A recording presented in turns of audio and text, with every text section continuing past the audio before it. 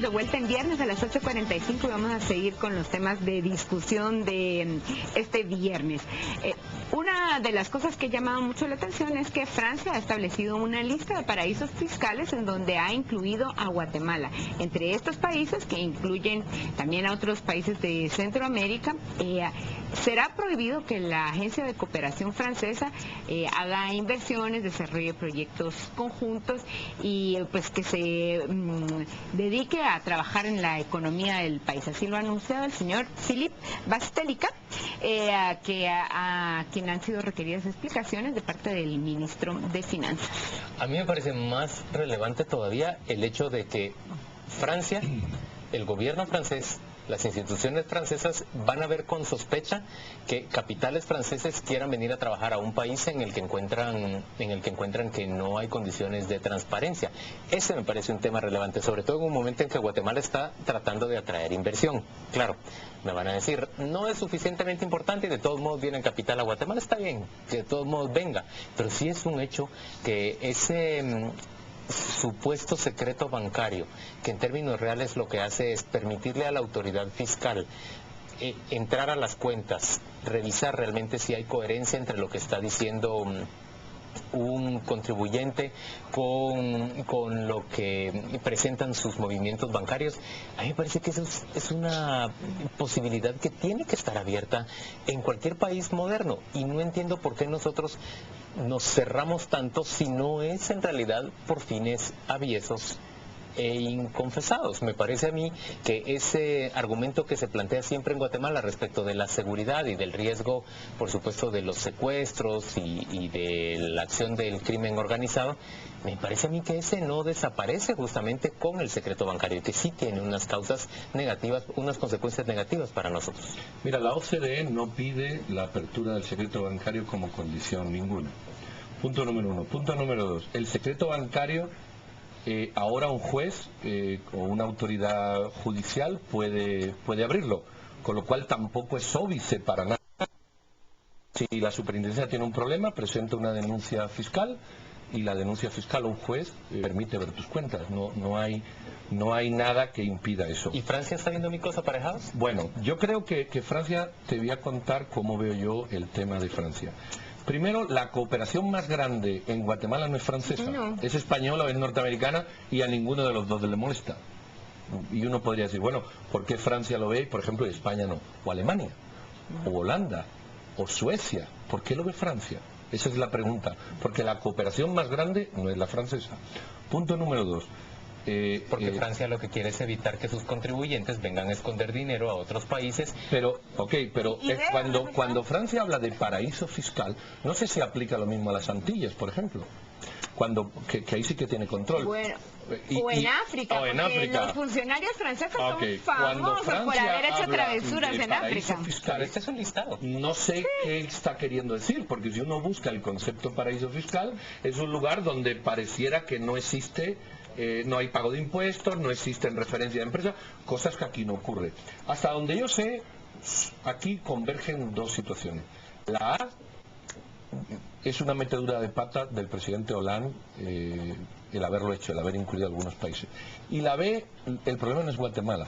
El problema es que en esa lista hay dos países que sí le preocupan a Francia. Hasta donde yo sé, esta es mi evaluación mía, que son Suiza y Panamá. No es Guatemala. Que es por donde ellos introducen posiblemente el dinero en el sector bancario que luego llega a las agencias de desarrollo. A mí me parece que esto es una declaración honestamente desafortunada, sin sentido. Podrían haber hablado de que es un país que no tiene secreto bancario, eso lo habría visto. Que ha intentado legislar. Que ha intentado, que necesita más transparencia. Cualquier discurso lo firmo, pero creo que aquí hay una metedura de pata del Departamento de Estado, bueno, del Ministerio de la Cancillería, del Tesoro francés, que de la que va a ser difícil salir, y se va a salir con un discurso políticamente correcto, porque no creo que tenga mucho sentido. Yo te voy a contradecir en un punto. Cuando tú decís aquí, solo un juez lo pide y ya está. Fíjate que es bien complicado que un juez acceda. Segundo, cuando lo ordena la entidad bancaria, no necesariamente está abierta a darla. Y cuando la da, no necesariamente lo da completo. Y te lo digo con conocimiento de causa. He hablado con fiscales que han pasado semestres y a veces bueno, pero años eso es normal, Paola. tratando de Pero acceder eso a es esa normal, información con las inutilidades para fiscales que tenemos es investigarlo. normal, discúlpame. Y luego- si no pueden resolver la mitad de los de estos. Y luego hay una corte de Lo cierto- constitucionalidad conservadora que cuida esos... O por favor. imposibilidad de acceder Lo que a tú no eso. puedes es sabes, abrir, es escucha, un a mundo una cerrado. fiscalía donde se cesa al director de la SAT porque refuta al ministro de Finanzas, abrir las finanzas para que el ministro de Finanzas meta las narices a través de corporaciones de la SAT a husmear lo que le interese, disculpa. Yo solo les puedo decir, Discúlpame. yo solo les puedo decir una cosa. Yo he escuchado varias veces al señor Diego Pulido, que es uno de los funcionarios bancarios más importantes del país, hablar acerca de la necesidad que existe eventualmente de abrir, De aprobar ese aprobar el levantamiento del secreto. bancario. Yo lo he oído a él repetirlo en la conferencia que dan los Rotarios cada inicio de año, por lo menos 3 o ¿Y 4 qué veces. argumento da? ¿Recuerdas el argumento? Sí, él habla, para sorpresa de todos ustedes, de la necesidad de tributar y de que para la SAT sería es imposible controlar si ellos no pueden No abren sus- tener un control de si es cierto lo que dice la gente, de cuáles son los ingresos que reciben. Yo lo he oído al señor Pulido decirlo varias veces. Bueno, pero fuera de eso, yo creo que Francia ha estado en una posición bastante vulnerable desde que tomó posesión el señor Hollande. Y yo recuerdo, por ejemplo, un artículo que leí en el Economist, donde hablaban de lo insensato que era imponer ese impuesto enorme que se pretendía a las personas. 70% Sí. a los dueños de capital. 75. 75. Es insensato. Y yo recuerdo a los articulistas del Economist diciendo como que no saben que es tan fácil ir a Luxemburgo y trabajar Y a desde Mónaco. ahí. Claro, O Andorra. a Liechtenstein. Sí, o sea, es muy sencillo Bueno, y como o a que se les Rusia, olvida eso como el a los franceses. Bueno, más dinero. Ha habido una nueva sentencia de la Corte Constitucional que aclara la resolución del curso que ya hizo, porque en las redes sociales, al menos yo he estado viendo cómo se sostenían o se intentaban justificar los votos disidentes más que los votos mayoritarios. ¿De qué caso? Del caso de Rismond. Pedro siguió mucha gente de izquierda en las redes sociales. No, sencillamente las leo y me tomé la molestia, 1, de oír el audio, 2, de transcribir el audio y 3, de leerme el audio. De leerte De leerme el la auto. transcripción del audio. Y entonces, a mí me gustaría abordar este tema porque creo que hay una mala explicación que puede ser perniciosa para el sistema. A la señora Yasmín Barrios, que algún día voy a aprender cómo se escribe ese nombre, porque lo he visto escrito de 500 maneras, no Barrios, sino Yasmín, se le presentan dos situaciones. La A es cuando el abogado defensor la recusa a ella y a otro magistrado por amistad o enemistad, porque con uno es amistad y con otro es amistad. Y la B, cuando es expulsado el defensor de las causas. Entonces hay dos situaciones, la recusación y la expulsión. Y todo esto tiene un proceso donde hay una sentencia que también se ha obviado en la discusión de la Sala Tercera de la Corte de Apelaciones, que dice textualmente, para el juicio, y de no pararlo, lo dice la Sala Tercera Penal, lo dice la Corte Constitucional, todo lo que se actúe, aquí lo dice, aquí está escrito, todo lo que se actúe podrá no ser válido, ya lo decía la Sala Tercera. El caso es que cuando se admite al señor Budiel, creo que es, ¿no?, el abogado, cuando se admite, la jueza Yasmín da por resuelto el problema. Sin embargo, el problema subsiste porque jamás, nunca se resolvió la recusación. Y la recusación no podía ser resuelta por el recusado, sino por un tribunal superior. Entonces creo que hay, lo digo honestamente, un cierto grado de malicia o de finura jurídica, que es la manera políticamente correcta de decirlo, de la señora Porras al hacer su voto disidente. Y decir que se dio por resuelto el problema cuando efectivamente se resolvió un problema, la admisión del defensor. Pero jamás se habló de la recusación que el abogado puso. Y la señora Yasmín dice, es que lo hizo extemporáneo. Y la respuesta es, pero oiga, si me acaba usted de admitir como defensor, ¿cuándo quiere que la recuse? ¿3 días antes que no era el defensor? Porque cuestiona solo el razonamiento de Gloria Porras, sino de Mauro Chacón. Porque el razonamiento de Mauro Chacón es mucho más simple. El razonamiento de Mauro Chacón dice que efectivamente se dio la irregularidad. Lo que ocurre, que con revertir el proceso se causa un daño mayor del que se hubiera ocasionado de haberlo seguido. Y que lo que hay que hacer en los tribunales ordinarios es castigar a la jueza.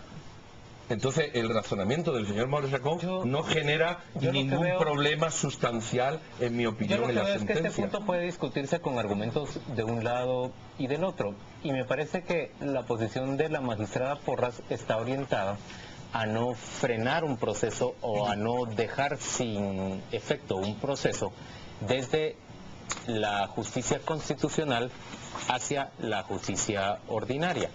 Eso por un lado. Y por el otro lado, yo también comparto el punto de ella respecto a que ya se había quedado sin materia el tema si había sido de nuevo admitido el abogado.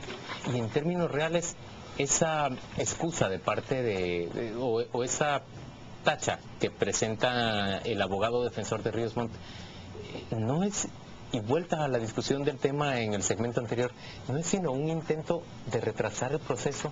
No era una marrullería de la defensa. Tú dirás, sí, pero es que es legítimo y todos los recursos son válidos, sí, claro, pero no era una marrullaría y no tiene el sistema que defenderse a sí mismo y decir, no, miren, no me obstaculicen la justicia, yo voy a seguir adelante con la justicia. Pero mira lo que dice no lo dice la Corte de Constitucionalidad, es que nos hemos ido de la Corte, de Yasmín Barrio a la Corte, y hay 2 sentencias por medio de la Sala Tercera de la Corte de Apelaciones del ramo penal, que es la justicia ordinaria. Esto no es la Corte de Constitucionalidad. Y dice, se conmina al tribunal recurrido a darle estricto cumplimiento a lo ordenado, advirtiéndole de la responsabilidad que tiene de acatar lo ordenado, toda vez que de continuar con el debate sin resolver la ejecución de este fallo constitucional implicaría que el tribunal no tiene legitimidad para emitir un fallo, lo cual redundaría en una sentencia también ilegítima. Y esto es justicia ordinaria. Miren, esto es justicia ordinaria. Este enredo realmente es penoso porque yo los escucho aquí y yo digo, yo quisiera tener aquí a 3 profesores de Derecho Procesal Penal para cada uno tendría opinión distinta. Así es. Yo creo que la Corte de Constitucionalidad hubiera evitado muchísimo de esto, hubiera sido mucho más sencillo si hubieran resuelto a tiempo todos los amparos, recursos, etcétera, que tenían ahí antes de que comenzara el juicio, o cuando se dieron las dudas mayores del juicio. Yo recuerdo el día que ocurrió, el día que empezó el juicio, yo dije, se puede, o sea, ¿qué pasó ahí? O sea, este juicio es válido que siga, ahí creo yo faltaba una intervención. Pero Dina, eso se resolvió el 18 de abril. Lo que pasa es que la jueza no hizo caso. Aquí está la resolución. Pero hay otro montón de recursos que no. No, ese es el error. El montón de recursos no existen. Pero nada más hay que un 2. montón. No, discúlpame. No. Había como 2, entiendo. No, existen 2. Recusación y expulsión. No hay más.